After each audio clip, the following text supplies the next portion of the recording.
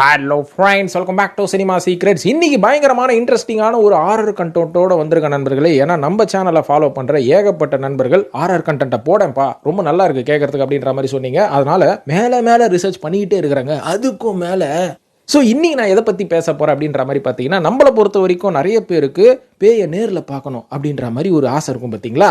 அந்த மாதிரி நேரில் பார்க்கணும், அந்த பேய் சம்மந்தப்பட்ட ரிசர்ச் பண்ணணும், அது பற்றி கண்டென்ட் எடுத்து ஷார்ட் ஃபிலிமும் ஏதாவது ஒரு படத்தை பண்ணலாம் அப்படின்ற மாதிரி சினிமா ஆசையில் இருக்கக்கூடியவங்க, இல்லை பொதுவாகவே நான் எதுக்கியா நடுஜாமத்தில் சுடுகாட்டுக்கு போகிறேன் அப்படின்னு யோசிக்கிறவங்க, இவங்க எல்லாருக்குமே இந்த வீடியோ ரொம்ப இன்ட்ரெஸ்டிங்காக இருக்க போது. அதனால இந்த வீடியோ நைட்டு 12 மணிக்கு மேலே பாருங்க, பயங்கர த்ரில்லிங்காக இருக்க போது. இதில் என்ன மேட்டர் நான் சொல்ல போகிறேன் அப்படின்னு பார்த்தீங்கன்னா, உண்மையாகவே இந்தியாவில் ஒரு சில இடத்துல பேய்கள் இன்னும் உலாவி கொண்டே இருக்கிறது. அந்த இடத்த கவர்மெண்ட்டே பார்த்து ரெஸ்ட்ரிக்ட் பண்ணியிருக்காங்க. அதையும் தாண்டி பொதுமக்களே எப்பா அந்த பக்கம் போவாது, நீ போனீங்கன்னா பேய் ஒன்று பிடிச்சிக்கும் அப்படின்ற மாதிரிலாம் சில கலை இதெல்லாம் இருக்குது. சில கதைகள்லாம் இருக்குது. அந்த இடங்கள் என்னென்ன, இந்தியாவில் குறிப்பாக அந்த இடங்கள் என்னென்ன அப்படின்றத பற்றி நான் சொல்கிறேன். உங்களுக்கு தில் இருந்தால் நீங்கள் நேராக போய் பேய் இருக்குதா இல்லையான்னு கண்டுபிடிச்சிக்கோங்க. இல்லைனா இந்த கண்டென்ட்டை வச்சு ஏதாவது ஒரு படத்தை எடுத்து தொலைங்கப்பா. வாங்கப்பா நேராக வீடியோவில் போயிடலாம் வாங்க.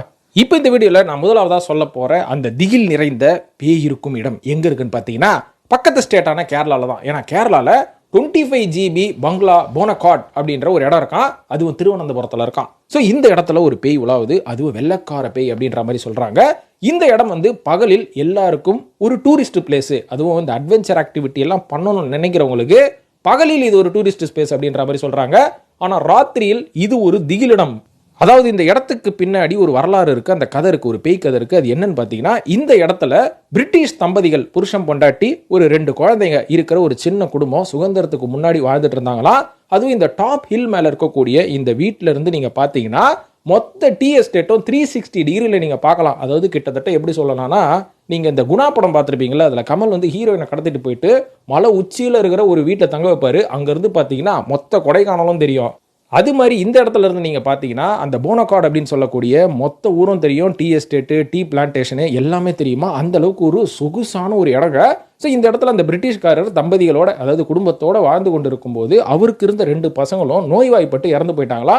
அதுக்கப்புறம் காலப்போக்கில் அவங்களுக்கும் வயசாகி போய் இறந்துட்டாங்க அப்படின்ற மாதிரி சொல்லப்படுது. இன்னைக்கும் நீங்கள் அந்த இடத்துக்கிட்ட போனீங்கன்னா அந்த பாழடைஞ்ச வீட்டுக்குள்ள நீங்க இங்கிலீஷ் வாய்ஸ் கேட்கலாமா. இங்கிலீஷ்ல, அதுவும் பிரிட்டிஷ் ஆக்சென்ட்ல 2 பேர் பேசுற வாய்ஸ் அடிக்கடி அந்த ஏரியாவை கிராஸ் பண்ணி போறவங்க நிறைய பேர் கேட்டிருக்காங்கன்ற மாதிரி சொல்லப்படுது. அது மட்டும் இல்லாம இந்த ட்ரெக்கிங் போயிட்டு லேட் ஆயிடுச்சு திரும்பி வரதுக்கு அப்படின்னு வழி தவறி போன ஒரு சில டூரிஸ்ட் எல்லாம் கேட்டிருக்காங்களா அந்த வாய்ஸ். அது மட்டும் இல்லாம அந்த இடத்துல எலக்ட்ரிசிட்டியே கிடையாது. இருந்தாலும் அப்பப்போ லைட் அணைஞ்சு எரிஞ்சிட்டு இருக்குமாங்க. இதெல்லாம் யார் பார்த்துட்டு சொன்னா அப்படின்னு கேட்டிங்கன்னா, அந்த பக்கம் டூரிஸ்ட்டாக போய் ட்ரெக்கிங் போனவங்க, வழி மாறி போனவங்க, அதுக்கப்புறம் மேலே ஏறியாச்சு இறங்குறதுக்கு லேட் ஆகிடுச்சு அப்படின்னு இருட்டினோன்னு இறனவங்க, இவங்க எல்லாருமே பார்த்துட்டு சொல்லியிருக்காங்க. இதையும் தாண்டி அந்த இடத்துல 2 குழந்தைங்க விளையாடுற சத்தம் அப்பப்போ கேட்கும், கண்ணாடி உடையிற சவுண்டு, அந்த 2 பசங்களோட நிழல் அப்பப்போ நடந்து போகிற மாதிரி அந்த வீட்டுக்குள்ளேயே தெரியுமா. இதெல்லாம் பார்த்ததுக்கப்புறம் தான் பகலில் நீங்கள் இந்த இடத்துல போய் என்ன வேணாலும் பண்ணுங்க, ராத்திரியில் இந்த பக்கம் போகாதீங்கப்பா, வெள்ளக்கார பேய் இருக்குது அப்படின்ற மாதிரி சொல்லி அந்த இடத்த ஒரு ஹாண்டட் பிளேஸாகவே கிரியேட் பண்ணி வச்சுட்டாங்க. இப்போ இரண்டாவதா சொல்ல போற அந்த பேய் இருக்கும் இடம் எங்க இருக்கு அப்படின்னு பார்த்தீங்கன்னா, இதே கேரளால வயநாட்டில் லக்கிடி கேட்வே அப்படின்ற ஒரு ஏரியா இருக்குங்க. அதாவது தாமரசேரி அப்படின்ற ஒரு பாஸ் அப்படின்ற மாதிரி சொல்லுவாங்க. அதாவது எங்கன்னு பார்த்தீங்கன்னா, கோழிக்கோடுல இருந்து வயநாடு போற ரூட்டு. இந்த இடத்துல ஒரு பேய், ஒரு மிகப்பெரிய அமானுஷ்யமான வெறி பிடித்த பேய் ஒன்று இருக்கு அப்படின்ற மாதிரி கண்டுபிடிச்சிருக்காங்க. இதோட பின்னாடி இருந்த வரலாறு என்ன அப்படின்னு பார்த்தீங்கன்னா, சுதந்திரத்துக்கு முன்னாடி ஒரு பிரிட்டிஷ் நேவிகேட்டர் ஒருத்தர் இருந்திருக்காருங்க.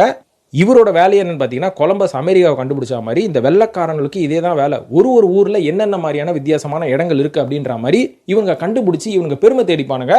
அந்த மாதிரி இந்த பிரிட்டிஷ் நேவிகேட்டரும் எந்த வகையிலையும் குறை சொல்ல முடியாது. இந்த ஆளும் கேரளாவில் இருக்கக்கூடிய வித்தியாசமான இடத்த கண்டுபிடிச்சு அந்த இடத்துல டென்ட் போட்டு அந்த இடத்த நம்ம தான் கண்டுபிடிச்சோம் அப்படின்ற மாதிரி பெருமை தேடிப்போம் அப்படின்ற மாதிரி சுத்துற ஒரு பெருமை பீத்தல் அப்படின்ற மாதிரி சொல்றாங்க. இந்த ஆள் என்ன பண்ணியிருக்காருன்னு பார்த்தீங்கன்னா, இந்த கோழிக்கோடுக்கும் வயநாடுக்கும் நடுவில் லக்கிடி அப்படின்ற மாதிரி ஒரு இடம் இருக்கு, அதை நம்ம கண்டுபிடிப்போம்னு சொல்லி எங்கெங்கயோ தேடி இருக்காரு. ஆனால் கடைசி வரைக்கும் அந்த லக்கிடியை கண்டே பிடிக்க முடியலையா. அதுக்கப்புறம் அந்த லோக்கல்ல இருக்கிற வில்லேஜ் மக்களை கொஞ்சம் கேட்டு தெரிஞ்சுக்கிட்டதுக்கு அப்புறம் அங்கே ஒருத்தர் இருக்கிறாரு, ஒரு லோக்கல் கைடு ஒருத்தர் இருக்காரு. அவரோட பேர் தான் கரீன் தண்டன் அப்படின்றாங்க. இவரோட ஹெல்ப்பை வச்சு அந்த இடத்த ஒரு வழியாக அந்த பிரிட்டிஷ் நேவிகேட்டர் கண்டுபிடிச்சிருக்காரு. பிடிச்சதுக்கு அப்புறமா இந்த ஃபுல் கிரெடிட், இந்த இடத்த கண்டுபிடிச்சதுக்கான ஃபுல் கிரெடிட் நம்மளுக்கு தான் வரணும்னு சொல்லி இந்த ஆள் என்ன பண்ணியிருக்காருன்னா, கூடயே ஹெல்ப் பண்ணாரு பார்த்தீங்களா அந்த இடத்த கண்டுபிடிக்கிறதுக்கு கரிந்தண்டன், அவரை அங்கேயே கொலை பண்ணி போட்டுறாரு.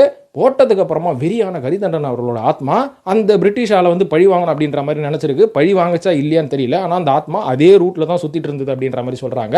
இதுக்கப்புறம் அந்த பக்கத்தில் கிராஸ் பண்ணி போற மக்கள் இந்த பேயோட அட்டூழியங்கள் தாங்க முடியாம ஒரு மந்திரவாதியை வச்சு அந்த பேயை அடக்கி அதோட ஆத்மாவை கொண்டு போய் ஒரு மரத்தில் அடித்து சங்கிலியை போட்டு கட்டி வச்சிருக்கிறாங்க. இருந்தாலும் காலப்போக்கில் அந்த பேயோட அட்டகாசம் உக்கிரமாயி அந்த சங்கிலி வந்து பெரிய லெவலில் வளர்ந்து அந்த மரத்தையே சுற்றிருச்சுங்களாங்க. அந்த அளவுக்கு வெறியாட்டம் போட்டிருக்குது. அதுக்கப்புறம் அந்த இடத்து பக்கம் எல்லாரும் போகிறத அவாய்ட் பண்ணிட்டாங்களாம். அப்படியே மீறி ஒரு சில பேர் ஈவினிங் டைமில் அந்த இடத்துல போனாலும் அலறல் சத்தம்லாம் பயங்கரமாக கேட்குமா. அதனால டோட்டலாக மக்கள் வந்து அந்த ரூட்டே அவாய்ட் பண்ண ஆரம்பிச்சிட்டாங்க அப்படின்ற மாதிரி சொல்லப்படுது. ஸோ வயநாட்டில் லக்கிடி கேட்வே அப்படின்ற ஒரு இடத்துல இப்படி ஒரு அமானி விஷயம் இருக்கு நண்பர்களே. Note the point your honour. இப்போ நம்ம அப்படியே வடநாட்டு பக்கம் போவோமா? வடநாட்டு பக்கம் போவோம்னா நார்த் ஈஸ்ட் பக்கம் போவோம். நம்ம வெஸ்ட் பெங்கால் பக்கம் போவோம். அங்கே ஒரு பயங்கரமான இடம் இருக்குதுங்க. அதுக்கு பின்னாடி பயங்கரமான ஒரு கதையே இருக்குதுன்னு வச்சுக்கோங்களேன். அது என்ன இடம்னு பார்த்தீங்கன்னா வெஸ்ட் பெங்காலில் இருக்கக்கூடிய டுப் பக்கூர் அப்படின்ற மாதிரி சொல்றாங்க. ஹால்தியா அப்படின்ற ஒரு இடம். இந்த ஹால்தியா அப்படின்ற இடம் வந்து எப்படி இருக்கும்னு பார்த்தீங்கன்னா இன்னைக்கு பயங்கரமாக டெவலப் ஆயிடுச்சுன்னு வச்சுக்கோங்க. நிறைய பில்டிங்ஸ்லாம் கட்டிட்டாங்க. இருந்தாலும் அந்த ஊருக்கு நடுவில் ஒரு சின்ன குட்டை, ஒரு பாண்டு ஒன்று இருக்குதான், குட்டை ஒன்று இருக்குது, தண்ணி தேங்கின குட்டை ஒன்று இருக்குதான். அந்த குட்டையை பார்த்தாலே அங்க இருக்கிற லோக்கல் மக்களுக்கு எப்பவுமே ஒரு சின்ன பயம் இருந்துகிட்டே இருக்குமா. காரணம் என்னன்னு பார்த்தீங்கன்னா அந்த குட்டைக்கு பின்னாடி இருக்கக்கூடிய ஒரு அமானுஷ்யமான கதை அப்படின்ற மாதிரி சொல்றாங்க. அதாவது அது என்ன கதை அப்படின்னு பார்த்தீங்கன்னா 18வது செஞ்சுரியில அந்த ஊரை ஆண்ட சமஸ்தானத்தை சேர்ந்த அந்த ராயல் இருக்கார் பார்த்தீங்களா, இவரோட மனைவி, இவங்க ஏகப்பட்ட கல்யாணம் பண்ணுவாங்க. அதுல இவரோட ஒரு மனைவி என்ன மாதிரியான ஆளா இருந்தாங்கன்னு பார்த்தீங்கன்னா ஒரு சூனியக்காரியா இருந்திருக்கிறாங்க. இவங்களோட வேலையை என்னன்னு பார்த்தீங்கன்னா அந்த ஊரில் இருக்கிற குழந்தைங்களை தூக்கின்னு போயிட்டு நரபலி கொடுத்து நான் பவர்ஃபுல்லான ஒரு பொம்பளையை ஆவரம் பாரு அப்படின்ற மாதிரி இந்த மாதிரி நிறைய நரபலி கொடுத்துருக்காங்க. அதுக்கப்புறம் இந்த விஷயம் தெரிஞ்சு போய் அந்த கிராமத்து மக்கள் எல்லாமே சேர்ந்து அந்த பொம்பளையை கை காலெல்லாம் கட்டி ஒரு காட்டுக்குள்ளே கொண்டு போய் இந்த குட்டையில வந்து கொட்டியிருக்கிறாங்க. அதாவது இந்த குட்டையில தூக்கி போட்டிருக்கிறாங்க. போட்டதுக்கப்புறம் அந்த பொம்பளை வந்து அந்த குட்டையிலே உழுந்து செத்து போச்சு. ஸோ இதுக்கப்புறமா காலப்போக்கில் இந்த இடம் வந்து நல்லா டெவலப் ஆனனால இந்த குட்டையை சுற்றி ஏகப்பட்ட பில்டிங்ஸ் வந்து நல்லா டெவலப் ஆயிடுச்சு.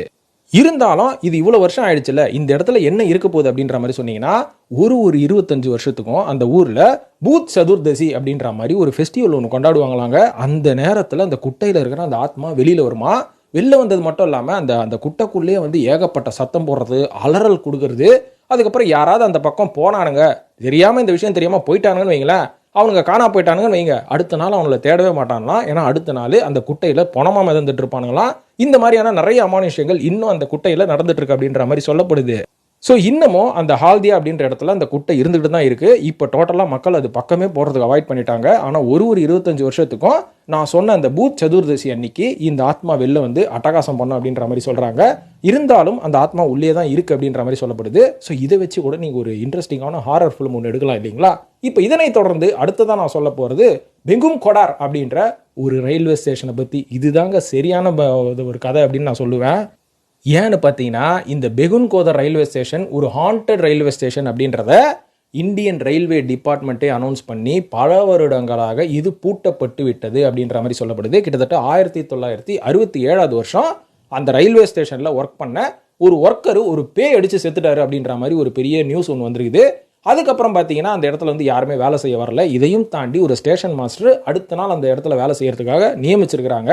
அவரும் பார்த்தீங்கன்னா ஒரு 2 நாள் கழிச்சு குடும்பத்தோட அவரோட ரயில்வே குவார்டர்ஸில் செத்து கிடந்தாராம். இதெல்லாம் பார்த்து பயந்து போன ரயில்வே எம்ப்ளாயிஸ் என்ன பண்ணியிருக்காங்க, இந்த ஸ்டேஷனுக்கு மட்டும் நீ வேலை போட்டால் நான் போவே மாட்டேன், அது இந்த வேலையே வேணாம், நான் ரிசைன் பண்ணிட்டு போயிடுறேன் அப்படின்ற மாதிரி இந்த இடத்துக்கு எந்த ஒரு ரயில்வே மாஸ்டரை வேலைக்கு போட்டாலும் எந்த ஸ்டேஷன் மாஸ்டரும் போய் வேலைக்கு போகிறதே இல்லாதனால கவர்மெண்ட்டே என்ன முடிவு பண்ணிச்சு, கிட்டத்தட்ட 1967 வருஷம் இந்த ரயில்வே ஸ்டேஷனை நம்ம பெர்மனெண்ட்டாக மூடிடலாம், இதை வந்து ஒரு ஹாண்டட் ரயில்வே ஸ்டேஷன் அனௌன்ஸ் பண்ணிடலாம் அப்படின்ற மாதிரி அனௌன்ஸ் பண்ணி அந்த ஸ்டேஷனில் எந்த ஒரு ட்ரெயினும் நிற்கிறது கிடையாது. இதுக்கு முக்கியமான காரணமே என்னன்னு பார்த்தீங்கன்னா அந்த ரயில்வே ஸ்டேஷனில் ஒரு ஆக்ரோஷமான ஒரு பொம்பளை பேய் நடமாடுது. அங்கே யாரெல்லாம் நைட்டில் வேலை செய்கிறாங்களோ எல்லாரையும் கொன்று போட்டுருது அப்படின்ற ஒரே காரணம் தான். அதுக்கு உதாரணமாக ஏற்கனவே சொன்ன அந்த 2 ரயில்வே ஒர்க்கர்ஸ் இறந்து போயிட்டாங்க குடும்பத்தோட. ஸோ இதுக்கப்புறம் அந்த ஊர் மக்கள் என்ன பண்ணுறாங்கன்னு பார்த்தீங்கன்னா இந்த மாதிரி எங்கள் ஸ்டேஷனில் ரயில் நிற்கலைன்னா நாங்கள் ஊர் மக்கள்லாம் கஷ்டப்படுவோம், அதனால் இது வந்து அந்த ரயில்வே எம்ப்ளாயிஸ் இந்த இடத்துல வேலைக்கு வரக்கூடாது, ரொம்ப தூரமாச்சு இது சிட்டியிலேருந்து அப்படின்னு சொல்லி இவங்களா கிளப்பி விட்ட வதந்தி அப்படின்ற மாதிரி இவங்க போராட்டம் பண்ண ஆரம்பித்தாங்க. இந்த போராட்டம் கிட்டத்தட்ட 1990 வருஷம் ஆரம்பிச்சிருக்கு அப்படின்ற மாதிரி சொல்கிறாங்க. இதுக்கப்புறம் இந்த ஊர் மக்கள்லாம் சேர்ந்து ஒரு கமிட்டி அமைச்சு லெட்டரை கொண்டு போய் அன்னைக்கு எம்பியாக இருந்த மம்தா பானர்ஜி அவர்கள்கிட்ட கொடுத்துருக்காங்க. மம்தா பானர்ஜி அவர்களும் இந்த ஒரு விஷயத்தை வந்து ரொம்ப சீரியஸாக எடுத்து ரொம்ப நாளைக்கு அப்புறம் போராடி கிட்டத்தட்ட 42 வருஷத்துக்கு அப்புறமா இப்போ அந்த ரயில்வே ஸ்டேஷனை மறுபடியும் ஓப்பன் பண்ணியிருக்காங்க அப்படின்ற மாதிரி சொல்லப்படுது. இருந்தாலும் இன்னைக்கு அந்த ஸ்டேஷன் பக்கம் போகிறவங்க எல்லாருமே நைட் டைமில் ஒரு பெண் ஆத்மா அந்த பக்கம் சுற்றிக்கிட்டு இருக்கிறத நிறைய பேர் பார்த்துருக்குறாங்களாம். இந்த பெண் யார் அப்படின்னு பார்த்தீங்கன்னா, அந்த ரயில்வேலேயே அந்த பக்கம் போகும்போது அடிபட்டு இறந்து போன ஒரு பெண்ணு. அது வந்து ரொம்ப சின்ன வயசில் இறந்தனால ரொம்ப உக்கிரமாக ரொம்ப ஆக்ரோஷமாக இருந்திருக்கு ஒரு காலகட்டத்தில். ஆனால் இன்றைக்கி அந்த ஆத்மாவை பல பேர் பார்க்கறது உண்டு. ஆனால் பெரிய பலிகள் எதுவுமே இல்லை அப்படின்ற மாதிரி சொல்லப்படுது. ஸோ இப்போ அந்த பெகும் கோடார் ரயில்வே ஸ்டேஷன் வந்து இன்னும் இயங்கிட்டு இருக்கு இப்போ ரீசெண்டாக. இப்போ 5ஆவதா சொல்ல போகிற இடம் எங்கே இருக்குது அப்படின்ற மாதிரி பார்த்தீங்கன்னா, ராஜஸ்தானில் குல்தாரா அப்படின்ற ஒரு இடத்துல ஒரு பயங்கரமான அமானுஷ்யமான ஒரு இடம் ஒன்று இருக்குதுங்க. அதுதான் இந்த குல்தாரா அப்படின்ற மாதிரி சொல்கிறாங்க. இந்த இடத்துல இருக்கக்கூடிய அந்த பேரனாமல் ஆக்டிவிட்டியை வச்சு சம்மந்தப்படுத்தி ஒரு ஹிந்தி படம் கூட வந்திருக்கு. காலோ அப்படின்ற ஒரு படம் வந்திருக்கு. ஸோ இந்த இடம் எங்கே இருக்குன்னு பார்த்தீங்கன்னா, ராஜஸ்தானில் இருக்கக்கூடிய ஜெய்சல்மீர் டிஸ்ட்ரிக்டில் இருக்குங்க.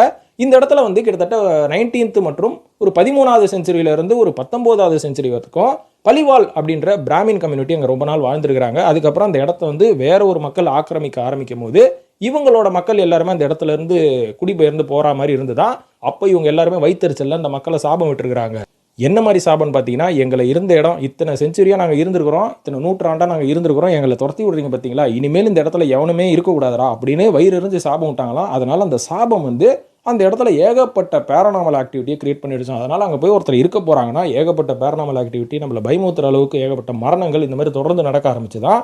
அதெல்லாம் சரி, இது ஒரு கட்டுக்கதை தானே அப்படின்ற மாதிரி பல பேர் அது ஆரம்பத்தில் நம்பாமல் இருந்தாங்க. அதுக்கப்புறம் பார்த்தீங்கன்னா, ஒரு பேரனாமல் இன்வெஸ்டிகேட்டர் அப்படின்னு நம்ம இந்தியாவில் ஒருத்தர் இருக்காரு. அவரோட பேர் தான் வந்து கௌரவ் திவாரி அப்படின்ற மாதிரி சொல்கிறாங்க. இவர் போயிட்டு அந்த வில்லேஜில் ரொம்ப நாள் தங்கி இருந்து இன்வெஸ்டிகேஷன்லாம் பண்ணி ஃபைனலாக இவர் ஒரு டாக்குமெண்ட் கொடுத்துருக்காரு. என்னன்னு பார்த்தீங்கன்னா, இந்த இடம் உண்மையாகவே ஒரு ஹாண்டட் இடம் தான், இந்த இடத்துல ஏகப்பட்ட அமானுஷ்யமான விஷயங்கள் இருக்குன்னு இவர் சைட்லேருந்து இவர் ரிப்போர்ட் கொடுத்ததுக்கு அப்புறமா தான் இவங்க வந்து ஒரு முடிவுக்கு வந்தாங்களாம். ராஜஸ்தானில் குல்தாராவில் இந்த இடத்துல கண்டிப்பாக ஒரு ஹாண்டட் எக்ஸ்பீரியன்ஸ் இருக்குது, பேய் நடமாட்டம் அதிகமாக இருக்குதுன்னு முடிவு வந்துருக்கிறாங்க. இப்போ 6ஆவதா சொல்ல போகிறது மும்பையில் கொலாபாவில் உள்ள தாஜ் ஹோட்டல். அதாவது இது ஒரு 5 ஸ்டார் ஹோட்டலு, எல்லாருக்குமே தெரியும். இந்த கொலாபா இந்த தாஜ் ஹோட்டலில் 2008 வருஷம் ஒரு மும்பையில் மிகப்பெரிய ஒரு டெரரிஸ்ட் அட்டாக் ஒன்று நடந்தது பார்த்தீங்களா. இந்த ஹோட்டலிலும் ஒரு ஆத்மா சுற்றிட்டு இருக்கு, அதுவும் மும்பை அட்டாக்கு முன்னாடி அப்படின்ற மாதிரி சொல்கிறாங்க. எதனாலன்னு பார்த்தீங்கன்னா, இந்த ஹோட்டலை கட்டினவர் ஒரு வெள்ளக்கார WA சேம்பர் அப்படின்ற ஒரு என்ஜினியர் தாங்க. இவர் வந்து பார்த்தீங்கன்னா அந்த ஹோட்டலை கட்டி ஒரு சில மாதங்களிலேயே அந்த ஹோட்டலோட 5th ஃப்ளோர்லேருந்து குதிச்சு தற்கொலை பண்ணிட்டாரு. எதனாலன்னு பார்த்தீங்கன்னா, இவர் தான் வந்து இந்த ஹோட்டலோட பிளான், அதாவது டோட்டல் கன்ஸ்ட்ரக்ஷன் பிளானை இவர் தான் போட்டிருக்காரு. ஆனால் கடைசியில் ஹோட்டல் கட்டி முடிச்சதுக்கப்புறம் இவரோட பிளான் படி எதுவுமே இல்லை அப்படின்ற ஒரு விரக்தியில் இவர் கிட்டத்தட்ட 5வது ஃப்ளோர்லேருந்து குதிச்சு தற்கொலை பண்ணிட்டதா சொல்லப்படுது. இன்னும் பார்த்தீங்கன்னா, அந்த ஹோட்டலில் ஓல்டு விங் அப்படின்னு சொல்கிற ஒரு பில்டிங் இருக்குது. இந்த இடத்துல இவரோட இந்த ஆத்மாவை அந்த ஹோட்டலில் தங்கின பல பேர் வந்து பார்த்துருக்குறாங்க. பல பேர் அந்த பேரனாமல் எக்ஸ்பீரியன்ஸையும் வந்து அனுபவிச்சிருக்கிறாங்க அப்படின்ற மாதிரி சொல்லப்படுது. அந்த ரிப்போர்ட்டை வச்சு தான் தாஜ் ஹோட்டலில் இந்த இடத்துல இப்படி ஒரு அமானுஷ்யம் இருக்குன்ற மாதிரி கன்ஃபார்ம் பண்ணியிருக்காங்க. இப்போ உள்ளூரெல்லாம் சுற்றிட்டு, அதாவது வெளியூரெல்லாம் சுற்றிட்டு இப்போ நம்ம உள்ளூருக்கு வருவோம், நம்ம சென்னை பக்கம் வருவோம். சென்னை பக்கம் கிட்டத்தட்ட 7-8 இடங்கள் இந்த மாதிரி இருக்குங்க. அதில் ரொம்பவே ஃபேமஸான எல்லாருக்கும் தெரிஞ்ச இடம் பெசன் நகர் அப்படின்ற ஒரு ஏரியாவில் ஒரு சில அமானுஷ்யமான இடங்கள் இருக்குது, ஹாண்டட் பிளேசஸ்லாம் இருக்குது. அதில் குறிப்பாக பெசன் நகர்லேயே பார்த்தீங்கன்னா கிட்டத்தட்ட ஒரு 10-15 ஏரியா இருக்குது. அதில் ரொம்ப ஃபேமஸான ஏரியா நம்ம எல்லாருக்கும் தெரிஞ்ச டிமாண்டி காலனி அப்படின்ற ஒரு இடம் இருக்குது. தியாலஜிக்கல் பார்க் அப்படின்ற ஒரு இடம் அடையாருக்கும் பெசன் நகருக்கும் நடுவில் இருக்குது. அதுக்கப்புறம் இந்த சென்ட் மேரிஸ் ரோடு அப்படின்ற மாதிரி சொல்லுவாங்க. சென்னை வாசிகள் எல்லாருக்கும் இந்த இடத்த தெரிஞ்சிருக்கும். இந்த இடத்துலலாம் பேய்கள் நடமாட்டம் அதிகமாக இருக்குது அப்படின்ற மாதிரி கண்டுபிடிக்கப்பட்டிருக்கு. இது வந்து பல பேர் அந்த இடத்த கிராஸ் பண்ணி போனவங்க உணர்ந்திருக்காங்க. தியாலஜிக்கல் பார்க்கில் நிறைய பேர் பார்த்துருக்காங்க அப்படின்ற மாதிரி சொல்லப்படுது. டிமாண்டி காலனி படமே வந்துருச்சு. ஸோ அதனால் என்ன மாதிரியான விஷயங்கள் இங்கே நடக்குது, எதனால் இப்படி நடக்குது அப்படின்றதுக்கு ஒரு சிறந்த உதாரணமே இந்த இடத்தோட வேல்யூ எவ்வளோன்னு உங்களுக்கு தெரியும். அதாவது பெசன் நகர்ன்றது ஒரு மிக போர்ஷான ஏரியா. அங்கே வந்து ஒரு லேண்ட் வேல்யூ என்னன்னு தெரியும். ஆனால் நான் சொல்லக்கூடிய இந்த டிமாண்டி காலனி ஆகட்டும், சென்ட் மேரிஸ் ரோடு ஆகட்டும், அங்கே இருக்கிற ஏகப்பட்ட வீடுகள் இன்னும் வேக்கண்ட்டாக தான் இருக்குது. ஆள் நடமாட்டமே இல்லாமல் அபேண்டட் வீடு நிறைய இருக்குது. இந்த வீடோட ஓனர்ஸ் யாருன்னு தெரியல. இன்னமும் அந்த வீடு வந்து யாருக்கும் சேல் பண்ணவும் இல்லை, மெயின்டெனன்ஸ் கிடையாது, அன்சோல்டு ப்ராப்பர்ட்டின்னு சொல்கிறாங்க. ஸோ இந்த வீட்டில் தங்கினவங்கலாம் எங்கே, இவங்க இந்த வீடை வந்து விற்காமல் ஏன் போயிட்டாங்க அப்படின்ற ஒரு மிஸ்ட்ரி இன்னமும் சுற்றிக்கிட்டே தான் இருக்குது. ஏன்னா கவர்மெண்ட்டில் இருக்கிற ஒரு சில டுபாகூர் அரசியல்வாதிகள் வந்து யாராவது அந்த இடத்த யாருமே வந்து யூஸ் பண்ணலைன்னா அபகரிக்கிறது கூட வாய்ப்பு இருக்குது. ஆனால் அவங்க கூட ஏன் இன்னும் அபகரிக்காமல் அந்த இடத்த இருக்காங்க அப்படின்னு கேள்விப்பட்டால் தான் தெரியுது இந்த இடத்துல ஒரு மிகப்பெரிய அமானுஷம் இருக்குது. இதில் கை வச்சா இதை தொட்ட நீ கெட்ட அப்படின்ற மாதிரி அங்கே ஏகப்பட்ட ஆத்மாக்கள் சுற்றிட்டு இருக்குதான். இதன் காரணமாக தான் இந்த பெசன் நகர் மற்றும் சென்ட் மேரிஸ் ரோடில் இருக்கக்கூடிய நிறைய வீடுகள் பூட்டப்பட்டு இருக்குது. மெயின்டெனன்ஸே இல்லாமல் காடு பேய் பங்களா மாதிரி இருக்குது. இதெல்லாம் இன்னும் கண்டுக்காமல் இருக்காங்க. காரணம் என்னென்னா, அதுக்குள்ளே இந்த மாதிரி கெட்ட சக்திகள் பேய் நடமாட்டங்கள் அதிகமாக இருக்குது அப்படின்றதுனால தான். ஸோ நண்பர்களே, இப்போ நான் சொன்ன கண்டென்ட்டே படம் எடுக்கிறதுக்கு உங்களுக்கு தேவையான போதுமான கண்டென்ட்டாக தான் இருக்க போகுது. ஸோ இந்த வீடியோ பார்த்துட்டு இருக்கிற சினிமா ஆர்வம் உள்ளவர்கள் இதில் இருக்கிற ஏதாவது ஒரு கண்டென்ட்டை கொஞ்சம் அப்படியே எலாபரேட் பண்ணி எடுத்தீங்கன்னா ஒரு சூப்பர் ஹாரர் படமே நீங்கள் எடுக்கலாம். ஸோ இந்த மாதிரி இன்னும் சென்னையில் எந்தெந்த மாதிரியான மோசமான பேய் நடமாட்டம் இருக்கக்கூடிய இடங்கள் இருக்குது அப்படின்றத நான் அடுத்த வீடியோவில் சொல்கிறேன். ஸோ இந்த வீடியோவை தமிழ்நாட்டில் இருந்து பார்க்குறதா இருந்தாலும் சரி, இல்லை இந்தியாவில் எந்த மூலையிலேருந்து பார்க்குறதா இருந்தாலும் சரி, இல்லை நம்ம வெளிநாட்டு நண்பர்கள் பார்த்துட்டு இருந்தாலும் சரி, உங்கள் ஏரியாவில் நீங்கள் எந்த இடத்த ஹாண்டட் பிளேஸ் அப்படின்ற மாதிரி நீங்கள் குறிப்பிடுவீங்க அப்படின்றத கமெண்ட்டில் மறக்காமல் போடுங்க. நாங்களும் படித்து தெரிஞ்சுக்கிட்டு கொஞ்சம் ரிசர்ச்சும் பண்ணுறோம். ஸோ அதுக்கப்புறம் அதெல்லாம் அடுத்த வீடியோவில் நம்ம டிஸ்கஸ் பண்ணுவோம். ஸோ இந்த வீடியோ பார்த்ததுக்கு நன்றி நண்பர்களே. Good night.